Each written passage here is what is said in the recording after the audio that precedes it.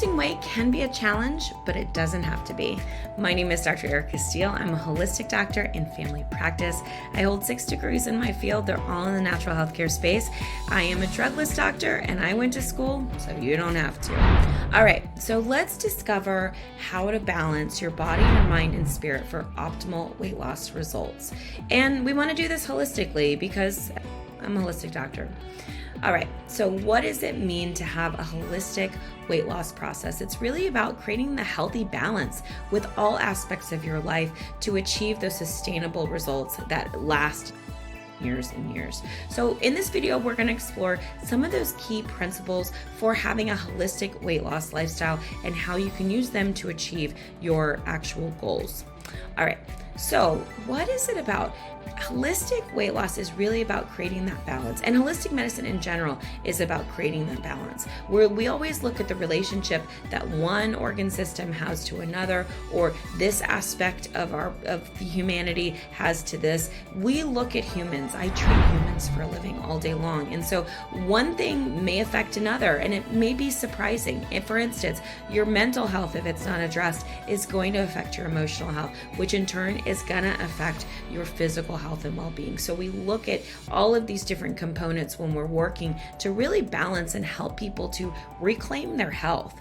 Mindfulness is that first step. So we've talked about it many times before in many videos, but I cannot stress the importance of mindfulness. That's being fully present to your thoughts, your feelings, your actions in the moment. So if you have a lot of feelings coming up, and it's not relating to something going on in the actual moment, that's a lot of past emotions that needs to be processed and needs to be dealt with. Also, there's a lot of thought. So our minds are racing. We've got all kinds of things going on. And so we want to put these thoughts on a leash and begin to think clearly, right? Because our thoughts create our feelings, and then our feelings create our actions, and our actions create our behaviors over a long period of time. So many of us have work to do when it comes to being mindful, because we're constantly thinking. We're emotionally suppressing or avoiding, and then that is going to lead to inaction, which is going to prevent us to achieve our healthy weight loss goal.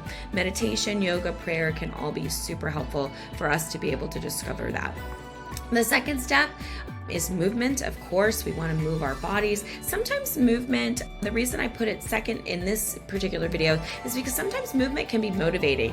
A lot of times we have stuck, stagnant energy in different areas of our body, emotions that have been stored for so many years. And so when we begin to move our bodies and breathe consciously, like with yoga or Pilates, or even just simple body weight movements, if we start to feel into our bodies, we can feel where it's stuck and stagnant, and that can really give us clues and insights into what emotions are bothering us. Do we have chronic shoulder? That's responsibility. Do we have throat stuff? That's communication. Do we have heart stuff? That's grief or sadness. Do we have belly stuff? That's fear, etc., etc., etc. There are a lot of different connections and a lot of different resources, which I'll talk about in other videos, of how we can make that mind-body connection, and movement can really help us to see where our body is. It's like a check engine light. All right, third step, nutrition. So eating a balanced and nutritious diet is essential for your healthy weight loss. Focus on consuming whole, unprocessed foods. Just like I've said, if it's God-made, eat it. If it's man-made, stay away from it. If it's in a box or a bag, it's processed, probably shouldn't go into your body. It won't digest well. Your body won't identify well. So really make sure that you've got things that are growing, your fruits and your vegetables, low glycemic whenever possible, your proteins. So chicken breast, turkey breast, white fish, lentils, black beans, kidney beans, those low-fat beans are really good sources of protein. And you want to have protein every single meal.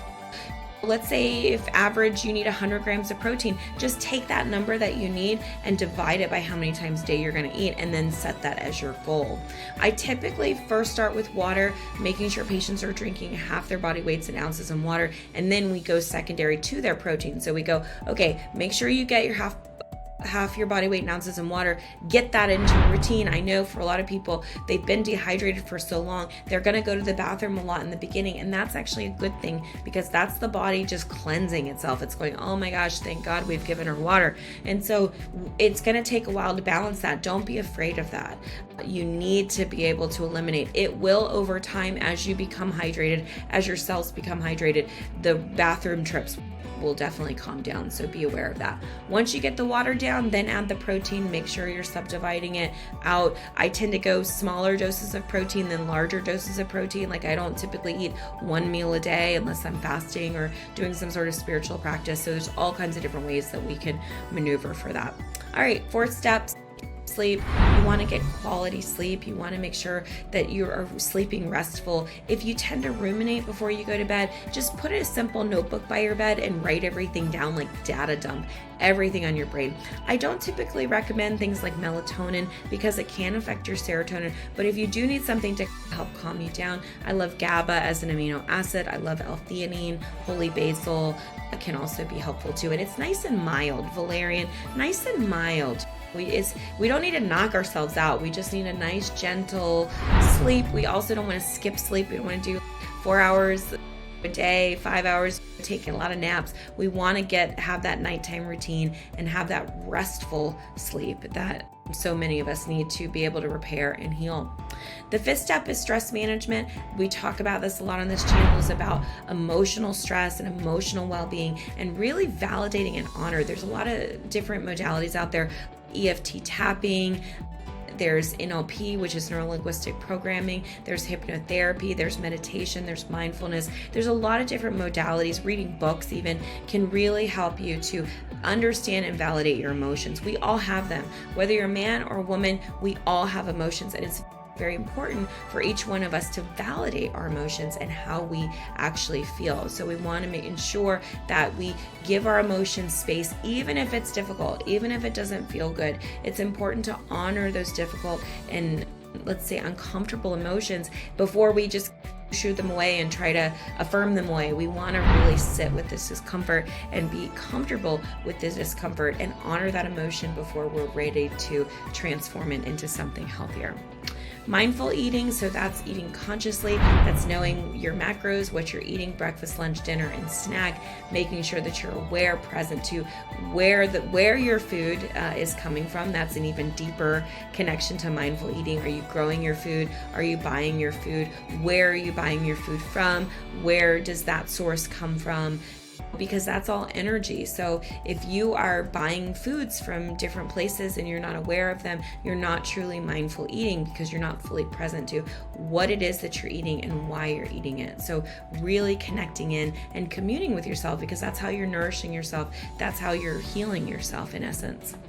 Gratitude is my 7th step, and that is really being grateful for what you currently have. I know a lot of people are like, gratitude. And if you have a difficult time with gratitude, that's actually a symptom of resentment, frustration, and lack of forgiveness of self. And so you may want to look at and consider doing some practices around forgiving yourself, giving your anger some space, giving your resentment some space, learning to be with them, maybe doing some tapping around that, and really work on committing yourself to bringing up all of those feelings in a safe container and processing them so that you can get to the other side with gratitude. I can tell you, you will not get to gratitude if you're holding on to resentment. They bump heads and they don't work, because how can one be grateful if they feel like the world is, out to get them or beating them up or whatever? So just be mindful of that. Lastly, we look at your support system. So that is your network of friends and family.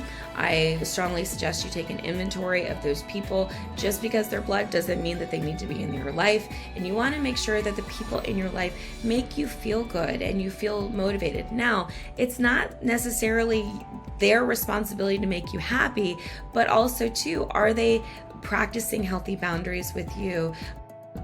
When you communicate a boundary, do they respect that boundary? Are they loving and kind when you communicate that boundary? Are they highly reactive? Are they demotivated? Are they jealous about you?